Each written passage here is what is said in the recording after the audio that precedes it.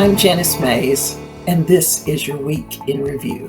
What would you tell clients are your takeaways from this week?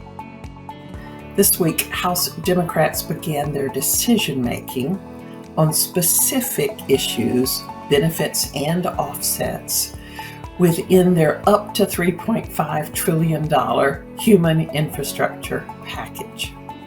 Progressives and moderates aren't yet on the same page, but I have faith that they will find a way to get there.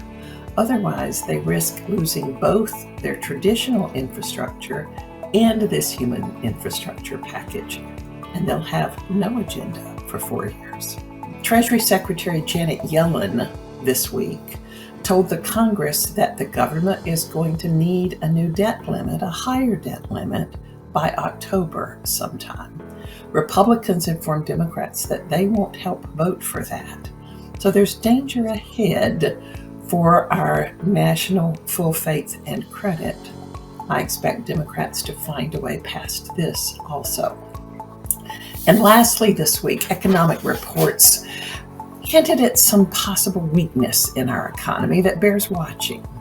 I don't yet have a sense of whether or how this may affect domestic policy issues that come before the Congress. Which question related to policy did you get asked the most, and how did you respond?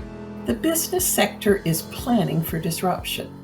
Their questions this week continue to focus on expected corporate rate increases. I still think likely not above 25%. And whether the administration's full court pressure to increase the U.S. international tax rate will become even a higher effective tax rate than what I'm expecting for the domestic tax policy. It's a tough full court pressure. I expect Congress to raise taxes on international income, but not by nearly as much as the Treasury is proposing. Individuals are worrying about capital gains and their state and local tax deductions.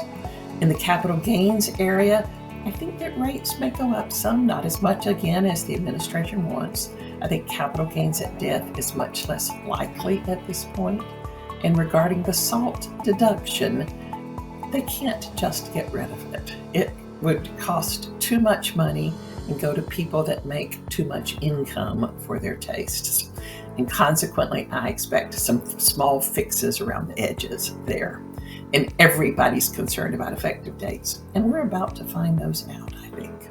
Where should companies focus their attention in the coming week?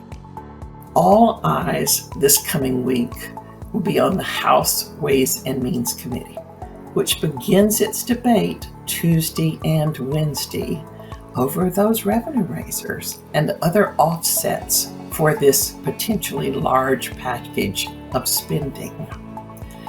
We expect to see legislative text from Chairman Neal of that committee, maybe Sunday, maybe Monday, but before those markups begin and they have to focus on these decisions.